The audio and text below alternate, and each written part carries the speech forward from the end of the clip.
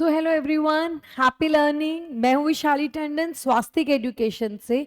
और बच्चों, अब हम डिस्कस करने वाले हैं असर्शन रीजंस।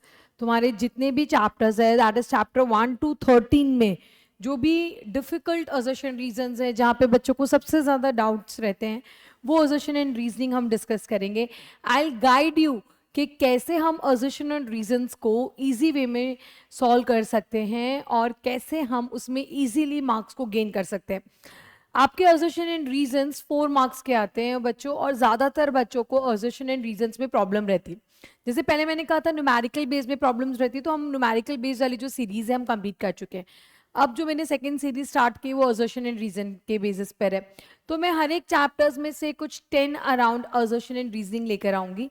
ठीक है, जो मुझे ऐसा लगता है कि जो सबसे ज़्यादा डिफिकल्ट है, कंफ्यूजिंग है। ठीक है, कुछ सिंपल भी होंगे उसमें, ताकि आप लोगों को मैं क्लियर कर सकूं कि एग्जाम में आपको असर्शन एंड रीजन कैसे सॉल्व करना है। तो आइए हम स्टार्ट करते हैं सबसे पहले चैप्टर से, that is sexual reproduction in flowering plants. तो sexual reproduction in flowering plants के बारे में अगर हम बात करें तो अच्छा, असर्शन रीजन में एक और चीज बच्चों, ये जो ए बी सी है ना, ये ए बी सी, ये जो वाले जो आपके ऑप्शंस रहते हैं ना, that is going to remain same almost हर बार। फिर भी हम कोई गड़बड़ ना करें, तो हमेशा मेक श्योर कि जब भी आप अपना बोर्ड का पेपर सॉल्व करेंगे तो आप उसको एक बार रीड कर लेंगे। तो जनरली जो ए ऑप्शन होता है उसमें क्या होता है कि असर्शन एंड रीजन दोनों सेम है, आई मीन ट्रू है, और आर उसका करेक्ट रीजन है, एक्सप्लेनेशन है, मतलब रीजन है। सेकंड में ए एंड आर दोनों ट्रू तो है, लेकिन आर जो है वो उसका करेक्ट एक्सप्लेनेशन नहीं है।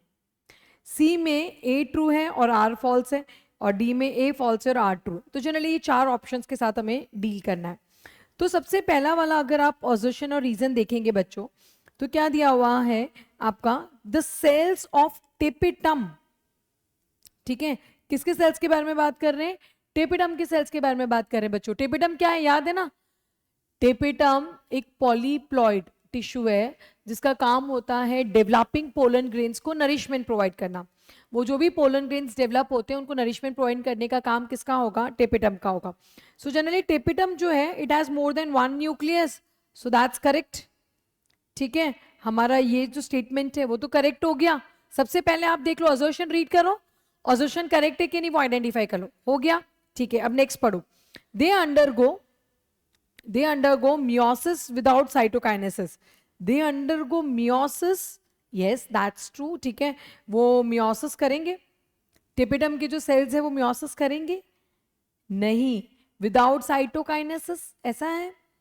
ठीक है, वो साइटोकाइनेसिस किए बिना मियोसिस नहीं, ऐसा नहीं होता है। ठीक है, जनरली जो टेपिटम के जो सेल्स होते हैं बच्चों, वो माइटोसिस करते हैं। ठीक है, वो क्या करते हैं बच्चों? माइटोसिस करते हैं, जिसकी वजह से वहां पे मोर देन 1 न्यूक्लियस होता है, मियोसिस नहीं आएगा। तो ये वाला स्टेटमेंट आपका क्या हो गया? गलत हो गया। तो ये तो इजी हो गया। देखो ये वाला इजी है। सबसे पहले आपको क्या करना है बच्चों, सबसे पहले आप देख लो कि आपका असर्शन सही है कि नहीं है। तो यहाँ पे असर्शन सही था। फिर देखो आप जो रीजन है वो सही है कि नहीं है। तो रीजन यहाँ पे गलत हो गया। अब मियोसिस दिया हुआ है, ज्यादातर बच्चे क्या करेंगे? मियोसिस पे एम्फेसाइज ही नहीं करेंगे। ठीक है, उनको लगेगा हाँ यही मियोसिस करता है। बच्चों ये मियोसिस नहीं करता है। मियोसिस करने वाले सेल्स कौन से थे? Sporogenous tissue. कौन से थे? Sporogenous tissue. ठीक है, so the cells of tapetum have more than 1 nucleus, they undergo meiosis without cytokinesis। ठीक है, तो आपका माइटोसिस आना चाहिए था। अगर स्पोरोजेनस टिश्यू लिखा होता तो स्पोरोजेनस टिश्यू मियोसिस करते हैं। ठीक है, टेपिटम के सेल्स नहीं। तो ये रॉन्ग हो गया।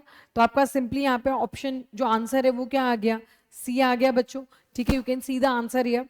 ओके, नाउ नेक्स्ट हम अब दूसरा वाला देखते हैं, असर्शन। सबसे पहले हम देखेंगे असर्शन सही है कि नहीं है। ओके चलो, the pollen mother cell undergo meiosis. ठीक है, जो पोलन मदर सेल है, यानी हमारा स्पोरोजेनस टिश्यू के बारे में बात हो रही है, तो that undergoes meiosis, that's correct, to form microspores. ठीक है, माइक्रोस्पोर्स बनाएंगे, and this process is called as microsporogenesis, that's true.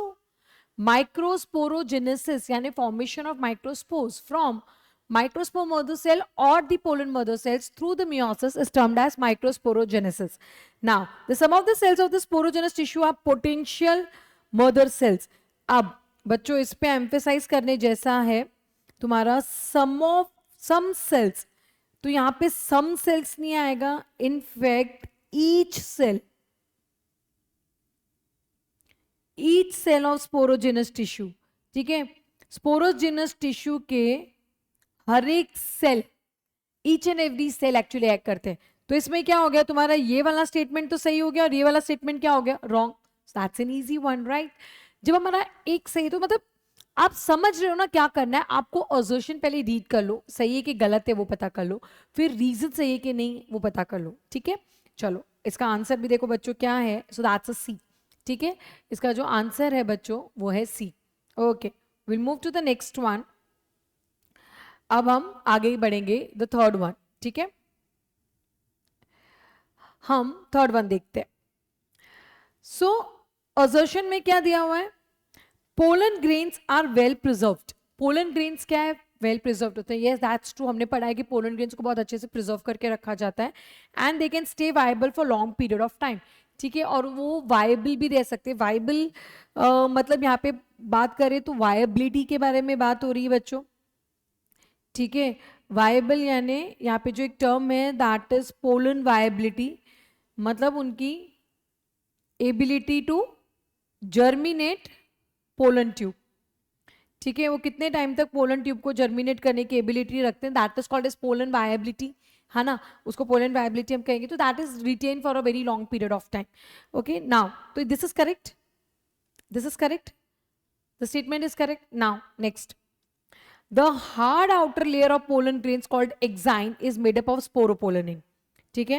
the hard outer layer of pollen grains, ठीक है, जो उसका सबसे आउटर मोस्ट लेयर होता है उसको हम एक्साइन बोलते हैं, मतलब the outer cell wall, and that is made up of sporopollenin, that's true, ठीक है। जो स्पोरोपोलेनिन है it is a very special organic material, ठीक है। ये एक ऑर्गेनिक मटीरियल होता है बच्चों which is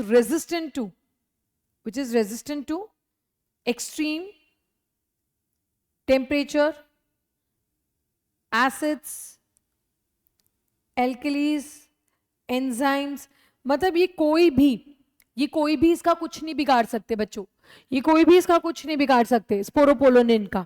and that's the reason actually, देखो ये भी स्टेटमेंट सही हो गया। सबसे पहले समझ लो कि दोनों स्टेटमेंट सही है कि नहीं है। तो द पोलन ग्रेन्स को प्रिजर्व करके रख सकते हैं, they can remain viable for a very long period of time, that's absolutely true. Next, the hard outer layer of the pollen grains is called exine and it is made of sporopollenin, that is also true. अब दोनों statement जब सही होते हैं बच्चों तब आता है कंफ्यूजन, तब ज्यादातर बच्चों को लगता है कि ए आएगा कि बी आएगा। अब इसको हमें कनेक्ट करना है, कनेक्ट कैसे करेंगे, बिकॉज से pollen grains are well preserved, ठीक है। इसको हम इस तरह से रीड करते हैं, pollen grains are well preserved and stay viable for a very long period of time because, क्यों रह सकते हैं, because its hard outer layer is called exine made up of sporopollenin। तो ये रीजन हुआ ना कि पोलन ग्रेन्स को हम लॉन्ग टाइम तक के लिए प्रिजर्व कर सकते हैं, क्यों, what is the reason, sporopollenin is the reason. तो ये कनेक्शन हो रहा है, तो बच्चों इसका क्या आएगा, ए आएगा। इट्स अ करेक्ट एक्सप्लेनेशन बच्चों, वो करेक्ट एक्सप्लेनेशन है। So you can see the answer is a. इसका आंसर क्या है बच्चों, ए आएगा। समझ में आया। तो इस तरह से आपको पहले असर्शन सही है कि नहीं, रीजन सही है कि नहीं, पहले आपको वो आइडेंटिफाई कर लेना है। एक बार आपका वो आइडेंटिफाई हो जाता है तो उसके बाद आपको उसको कनेक्ट करना है कि भाई वो सही है कि नहीं है, ठीक है। चलो next, will move to the fourth one, ठीक है। हम फोर्थ वन की तरफ चलते हैं बच्चों। Only compatible pollen grains germinate on the stigma, only the compatible, मतलब जो कंपैटिबल होगा only that pollen grains can germinate. So that's true actually, right? So that's true. वो true है बच्चों। Next, the pistil releases specific chemicals that stimulate pollen germination regardless of compatibility. Pistil एक chemical produce करती है जो pollen germination को stimulate करती है regardless of compatibility. This is absolutely wrong. जब तक कंपैटिबिलिटी नहीं होगी तब तक पोलन ट्यूब का जर्मिनेशन नहीं होगा। So compatibility is actually very important बच्चों। है ना, हम भी तो बोलते हैं हम तब तक शादी नहीं करेंगे जब तक कंपैटिबिलिटी नहीं होगी। तो compatibility is a very important factor. तो कंपैटिबिलिटी होगी तो ही पोलन ट्यूब जर्मिनेट होगी, नहीं तो नहीं होगी। तो this statement is absolutely wrong. तो बच्चों ए करेक्ट है, सी आर रॉन्ग है, तो ऑप्शन क्या आएगा? C. So the C the correct answer, the correct answer is C. Okay, चलो next, will move to the next one.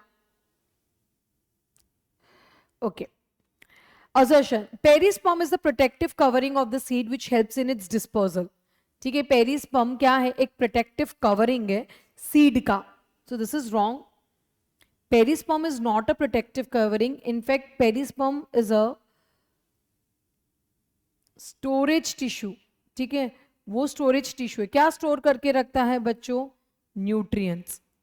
ठीक है, क्योंकि अगर आपको पता हो what is perisperm, so it is a remnant, ठीक है, of न्यूसिलस, remnants of न्यूसिलस।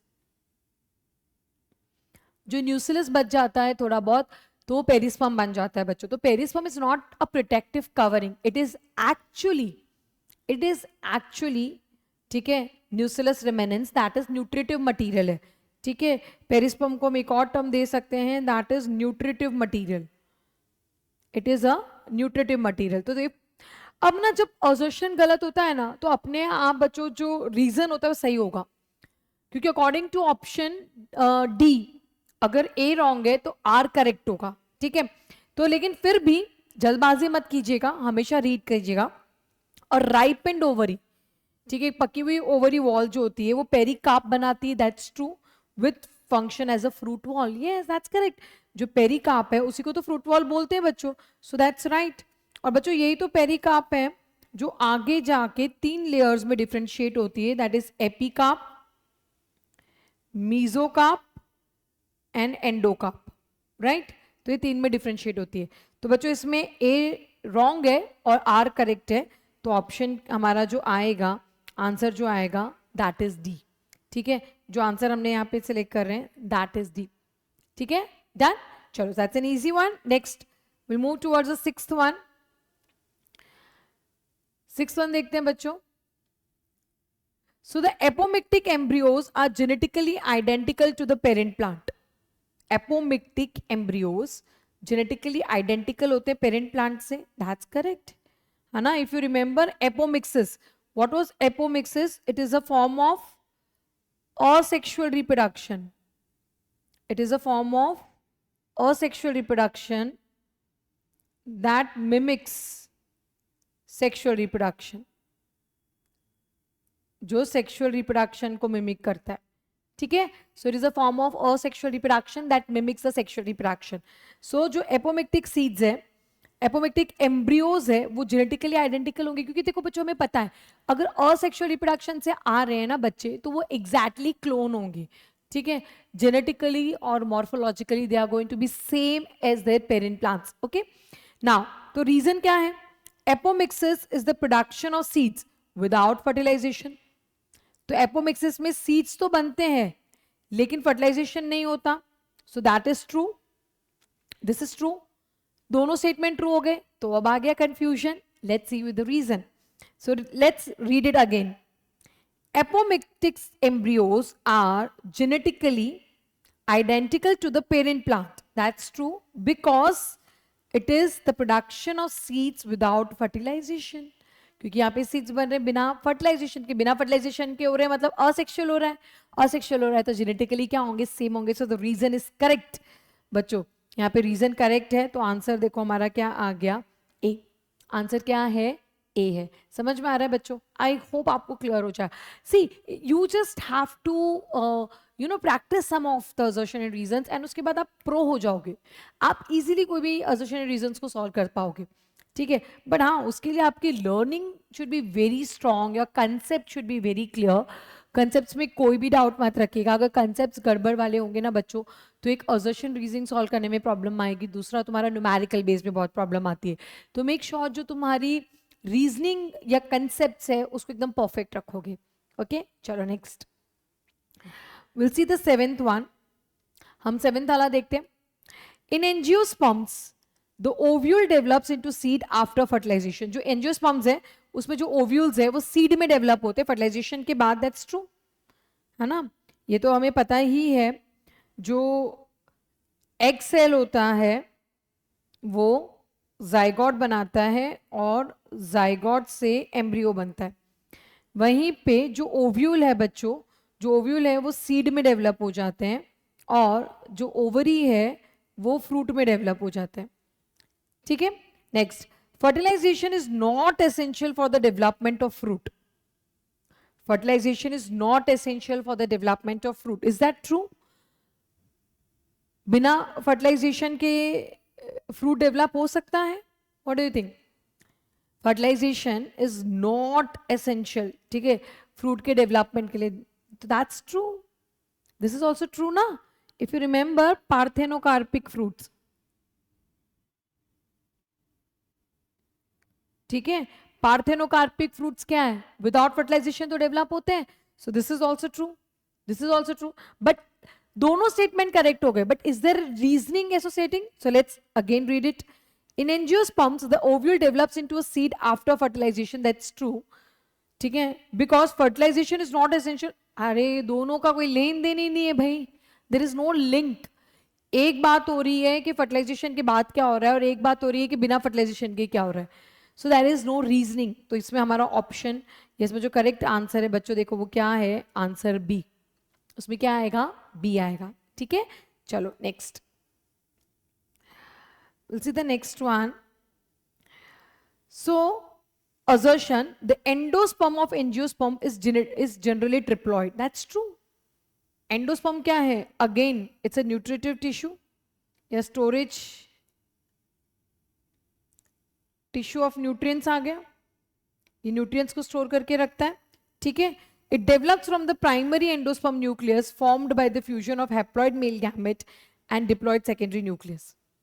It develops from the primary endosperm nucleus, ये primary endosperm nucleus में से develop होंगे, formed by the fusion of, किसके fusion से बन रहे हैं, haploid male gamete के fusion से and diploid secondary nucleus के fusion से, that is also true, है ना, this is also true। ऐसे तो develop होता है, if you remember male gamete जो है, जो मेल गैमेट है वो फीमेल के डिप्लॉयड सेकेंडरी न्यूक्लियस के साथ फ्यूज होते हैं, दैट्स करेक्ट, जिसको हम लोग ट्रिपल फ्यूजन भी बोलते हैं, जिसको हम लोग ट्रिपल फ्यूजन भी बोलते हैं, दैट्स ट्रू। अब ना दोनों स्टेटमेंट करेक्ट है, ये भी करेक्ट है, ये भी करेक्ट है, अब उसको हम लोग लिंक करते हैं। Okay, so the endosperm of angiosperms is generally triploid, that's true, because it develops from primary endosperm nucleus which is formed by the fusion of haploid male gametes and a diploid secondary nucleus। so the reason भी सही हो गया, वो triploid क्यों है, क्योंकि एक haploid male gamete जो है वो फीमेल के डिप्लॉइड सेकेंडरी न्यूक्लियस के साथ फ्यूज हो रहा है, उसकी वजह से वो ट्रिप्लॉइड आ रहा है बच्चों, तो आंसर वो भी सही हो गया, तो रीजनिंग भी करेक्ट बैठ रही है बच्चों। तो इसमें आपका आंसर क्या आ गया, देखो answer is a, answer is a. चलो द 9th वन, अब हम 9th वाला देखते हैं, चेस्मोगेमस फ्लावर्स, ठीक है, चेस्मोगेमस फ्लावर्स मतलब विच गेट्स ओपन, ठीक है, जो ओपन होते हैं, are require pollinating agents, chasmogamous flowers को पॉलिनेटिंग एजेंट्स की जरूरत पड़ती है, that's true. Cleistogamous flowers which do not open, which remain close, do not expose their sex organs, वो सेक्स ऑर्गन्स को एक्सपोज नहीं करते हैं, दिस इज ऑल्सो ट्रू, है ना, क्योंकि वो कभी ओपन ही नहीं होते, वो हमेशा बंद रहते हैं, वो कभी ओपन ही नहीं रहते, वो हमेशा बंद रहते हैं बच्चों। ठीक है, तो फिर वो कभी अपने सेक्स ऑर्गन्स को एक्सपोज ही नहीं करते, वो कभी अपने सेक्स ऑर्गन्स को एक्सपोज ही नहीं करते, तो दोनों स्टेटमेंट्स करेक्ट है। लेकिन क्या अब रीजनिंग बैठ रहा है, तो अगेन विल रीड इट, हम उसको फिर से रीड करने की कोशिश करते हैं बच्चों। Chasmogamous flowers requires pollinating agents, chasmogamous flowers को पॉलिनेटिंग एजेंट्स की जरूरत पड़ती है, दैट्स ट्रू, बिकॉज क्लिस्टोगेमस, अरे भाई एक चेस्मोगेमस फ्लावर्स के बारे में बात हो रही है, क्लिस्टोगेमस फ्लावर्स के बारे में कोई लेना देना नहीं है, मतलब स्टेटमेंट दोनों करेक्ट है बट एग्जैक्ट रीजनिंग नहीं आ रही है बच्चों, तो तुम्हारा आंसर क्या आएगा, B, the answer is B. ठीक है, next the last one, assertion reason, that is 10th one, the egg apparatus consists of one synergid and two egg cells। तो बच्चों एग apparatus में क्या था, एग apparatus में वन नहीं to synergids होते हैं और एक egg cell होता है, तो ये completely wrong हो गया। अब जब मैंने तुम्हें क्या कहा था, एक रॉन्ग होता है तो दूसरा अपने आप क्या हो जाता है, करेक्ट हो जाता है, पर फिर भी हम उसको रीड तो करेंगे ही, छोड़ेंगे नहीं। फिलीफॉर्म apparatus, ठीक है, जो फिलीफॉर्म apparatus है that plays an important role in guiding the pollen tube into synergids, so this is right, है ना। फिलीफॉर्म apparatus क्या है, दे आर सेल्यूलर थिकनिंग्स, ठीक है, they are cellular thickenings of synergid cells, तो वो guiding ही तो करते हैं, तो दैट्स ट्रू। तो हमारा ऑप्शन इसमें कौन सा आ जाएगा बच्चों, the correct answer is D, the correct answer is D. So बच्चों देखो, आपको इसी तरीके से ऑब्जर्वेशन एंड रीजंस को सॉल्व करना है। आपको सिंपली क्या करना है, सबसे पहले ऑब्जर्वेशन को रीड करो शांति से, सही है कि गलत वो पता करो, फिर रीजन को पता करो कि सही है कि गलत है। एक बार ये हो गया, अगर इनमें से कोई भी गलत होता है ना, चाहे ऑब्जर्वेशन चाहे रीजन, तो बहुत ईजी हो जाता है, पर जब दोनों सही होते हैं तब बच्चों को सबसे ज़्यादा कंफ्यूजन होता है। तो उस केस में हमेशा बिकॉज से जोड़कर देखो कि उसका कनेक्शन बैठ रहा है कि नहीं बैठ रहा, ठीक है। और अगर फिर भी आपको कोई डाउट है, नहीं कुछ समझ में आया, कोई पॉइंट आपका रह गया हो, तो you can comment us down. And please, अगर वीडियो अच्छा लगा हो तो please please please like share and subscribe to our channel. And thank you and bye bye everyone.